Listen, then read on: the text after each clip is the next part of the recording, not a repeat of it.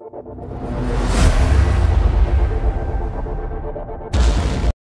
ఒక పని చేయి, నీ భక్తుడి గుణం తెలియాలంటే ఓ దేవా నీ భక్తుడిలో ఉన్న నిజమైన భక్తుడా కాదా అబద్ధపు భక్తుడా తెలియాలంటే నువ్వు ఏం చేయాలి తెలుసా?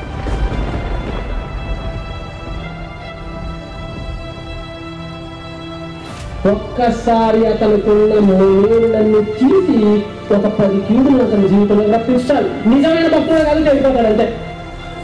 అంటే భక్తుడా కాదా అని తేవాలంటే అగ్నిశ్రమలు కావాలి. వ్యక్తికి ప్రపంచంలో అందరూ దేవుడు భక్తులే, ఒకటిగా దేవుడు భక్తుడేనా? అందరూ దేవుడు భక్తులే.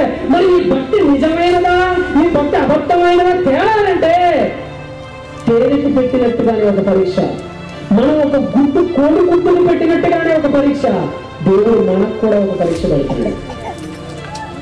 యోబు కూడా అలానే పెట్టాడు. ఆ పరీక్ష జీవితంలో కష్టాలను ఇస్తున్నాడు దేవుడు, కష్టాలను ఇస్తున్నాడు దేవుడు.